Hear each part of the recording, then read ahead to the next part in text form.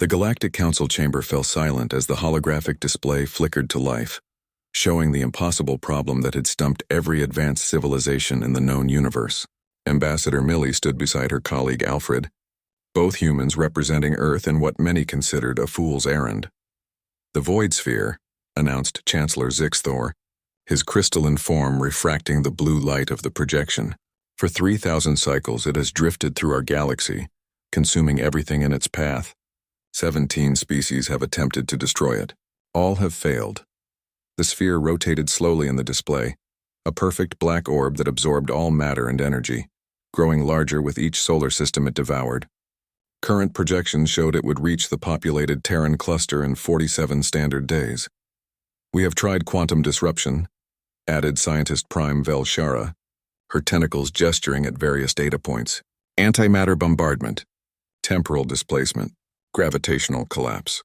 Nothing penetrates its surface. Nothing affects its trajectory. The mathematics are conclusive, it cannot be stopped." Millie watched the other delegates slump in their seats. The Vex, who could manipulate space-time itself, had already evacuated 3 colony worlds. The Archons, masters of energy manipulation for 10 millennia, had declared the situation hopeless. Even the ancient preservers, whose technology seemed like magic to younger species, admitted defeat. Alfred leaned toward Millie, whispering, "They're all thinking in the same direction?" She nodded slightly. They'd noticed it immediately upon joining the Council 6 months ago. Despite their vast differences, crystalline beings, energy entities, hive minds, and telepathic collectives, all these species shared one fundamental trait. They were all logical. They all approached problems through established scientific frameworks, testing variables and adjusting parameters within known laws of physics. Humans, Millie had learned, were different. Humans were weird. Ambassador Millie, Chancellor Zixthor's tone carried resignation. "Your species is young, but we extend you the courtesy of consultation. Do Earth scientists have any input before we begin evacuation protocols?" Millie stepped forward, her boots clicking on the crystalline floor. "We do, Chancellor. But first a question. Has anyone tried not stopping it?" The chamber erupted in confused murmurs. Velshara's translator struggled with the concept. "Clarify. Not stopping equals allowing consumption. This is contradictory to survival." "No," Alfred joined Millie at the podium, pulling up Earth's preliminary analysis. "You're all trying to destroy it or move it. That's thinking at the problem. What if we think around it?" "Impossible," declared War Master Krenth, his armored bulk shifting impatiently. "We have modeled every conceivable approach. The sphere's physics are absolute." "Every approach you've conceivable," Millie corrected gently. "But humans have a saying. If you can't go through a wall and you can't go over it and you can't go under it, change what the wall means." She expanded their proposal. The hologram shifted, showing the void sphere's trajectory overlaid with new data, stellar cartography, gravitational wells, and something that made the assembled delegates lean forward in confusion. "You want to feed it?" Chancellor Zixthor's voice carried disbelief. "Specifically," Alfred explained, highlighting a rogue gas giant in an uninhabited system, "we want to feed it something that will give it severe indigestion." The plan was absurd. The humans proposed using precisely calculated gravitational assists to alter the trajectories of 3 massive celestial bodies, a gas giant, a neutron star, and an enormous asteroid field rich in exotic matter, not to destroy the sphere, but to feed it a sequence of materials in a specific order and timing.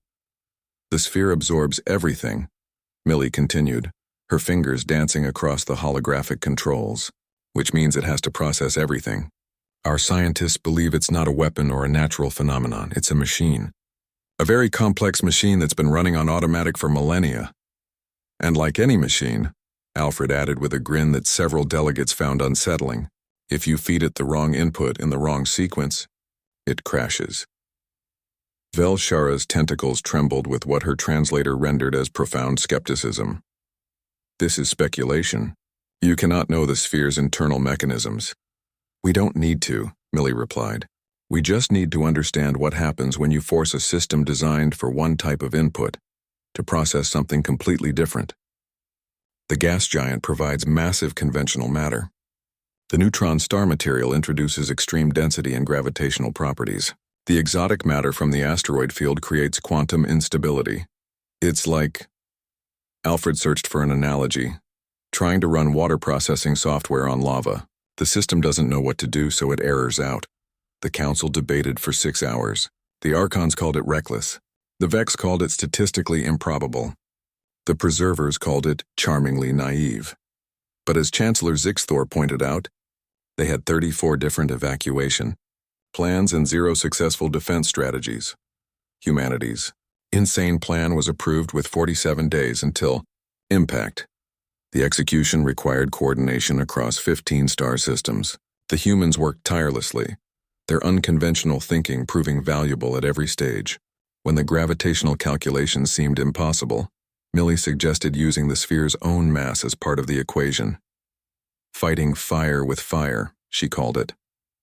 When the timing windows appeared too narrow, Alfred proposed creating artificial gravity wells with deployed technology, moving the goalposts, he explained to baffled engineers. On day 47, the Galactic Council watched in collective anxiety as the void sphere approached the carefully positioned gas giant. It consumed the massive planet in 17 minutes. Then came the neutron star fragment, its exotic properties creating visible distortions in spacetime. The sphere absorbed it eagerly. Then the asteroid field, laced with quantum unstable exotic matter, flowed into the sphere's maw. For 3 seconds, nothing happened. Then the sphere stuttered. Its perfect surface rippled. The mathematics that had described its behavior for 3,000 years suddenly stopped making sense. It began to spin, then wobble.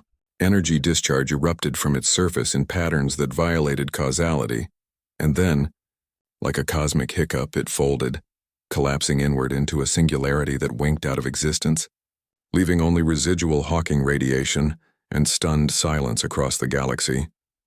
Chancellor Zixthor's crystalline form pulsed with colors that Translator couldn't process.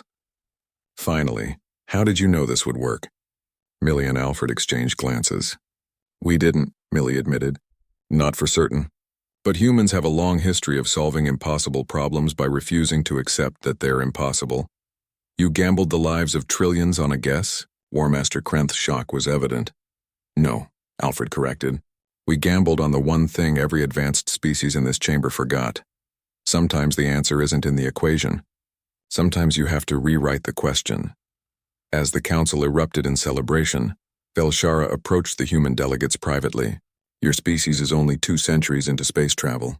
You have no telepathy, no quantum manipulation, no energy transcendence. Yet you succeeded where we failed. Explain this paradox, Millie smiled. Maybe that's exactly why we succeeded.